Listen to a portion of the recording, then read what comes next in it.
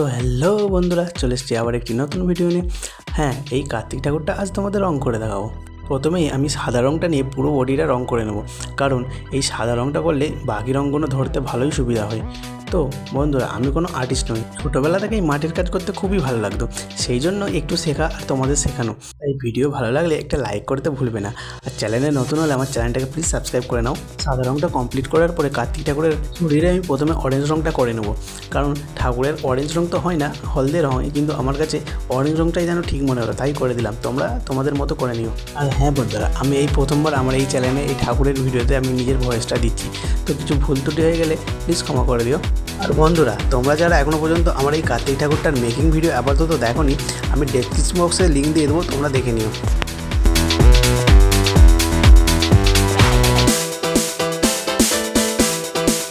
তো বন্ধুরা, অরেঞ্জ রঙটা একবার হয়ে যাওয়ার পরে আরেকবার তোমাকে পুনরায় এই অরেঞ্জ রঙটা আরেকবার দিতে হবে, যাতে ভালোভাবে রঙটা ধরে নেয়। তারপরে ধুতির ওপরের অংশটাই আমি নীল কালার ব্যবহার করেছি, তোমরা তোমাদের পছন্দ মতো একটা কোনো কালার নিয়ে করে নেবে।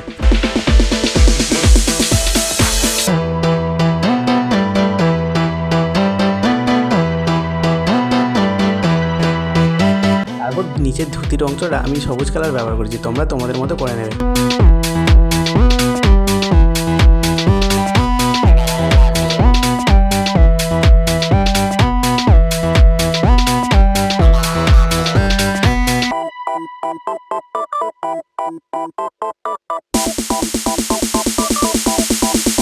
তো বন্ধুরা, আমি ঠাকুরের ওড়নাটাতে গোলাপি কালার ব্যবহার করেছি, কারণ এই গোলাপি কালারটা দূর থেকে খুবই সুন্দর দেখতে লাগে।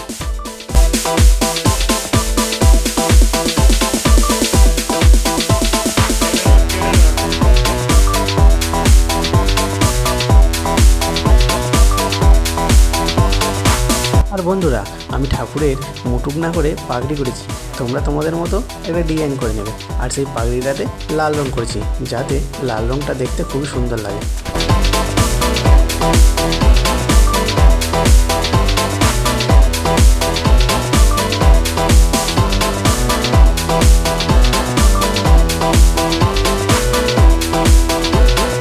তো বন্ধুরা, পাগড়িটা ঠিকঠাকভাবে কালার করে নেওয়ার পরে আমি গয়নাগুলোতে হলদে কালার লাগাতে শুরু করেছি, কারণ গোল্ডেন কালার আমার কাছে ছিল না। তো বন্ধুরা, গোল্ডেন কালার না দিয়ে আমি হলুদ কালারটা দিয়ে কি ভুল করেছি কমেন্ট করে জানাবে।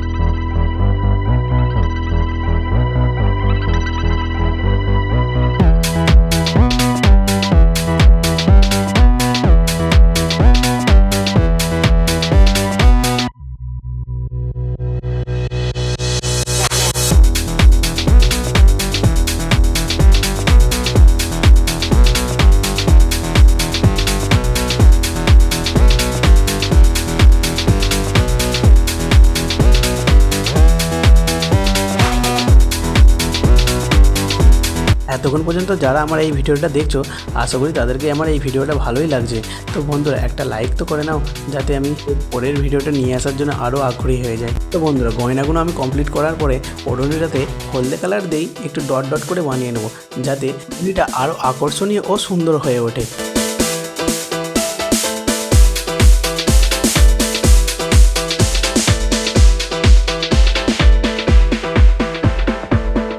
তারপরে ধুতিটাই আমি লাল কালার দিয়ে নিজের পছন্দ মতো কিছু ডিজাইন করে নেব, তোমরা তোমাদের পছন্দ মতো কিছু করে নেবে।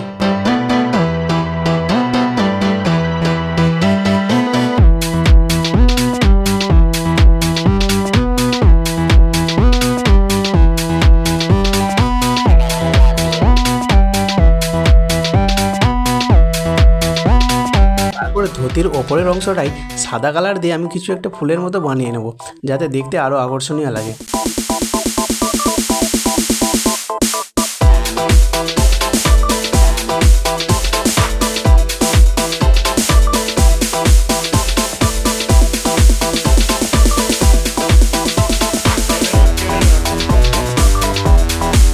তো বন্ধুরা, তোমরা তো দেখতেই পাচ্ছ, আমি প্রথমে লাল কালার দিয়ে সাইড দিয়ে সাদা কালার দিয়ে একটু ফুলের মতো কিছু ডিজাইন করে নিচ্ছি।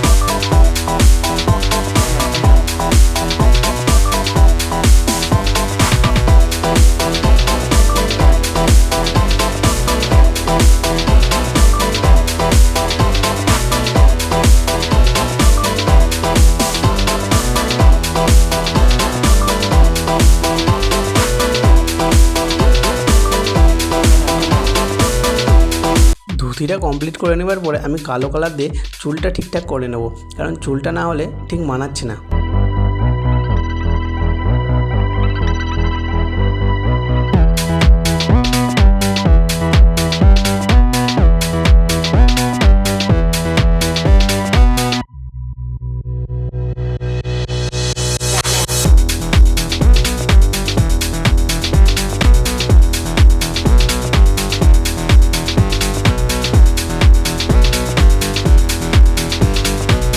তো বন্ধুরা, চুলটা কমপ্লিট হয়ে যাওয়ার পরে আমি বুটগুলোকেও কালো কালার দিয়েই করে নিচ্ছি, কারণ কালো কালার দিয়ে বুটটা পরলে ভালোই দেখতে লাগে। তারপর আমি ঠোঁটটাতে লাল কালার করে নিয়েছি আর হাতের আঙুলগুলোতেও লাল কালার করে নিয়েছি।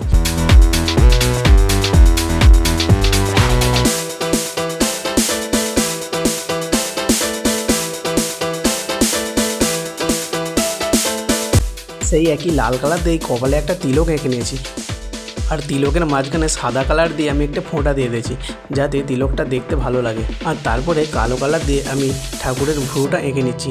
এই ভুরু আর চোখটা তোমাদেরকে খুবই আস্তে আস্তে আঁকতে হবে, নাহলে একবার খারাপ হয়ে গেলে কিছু করার থাকবে না।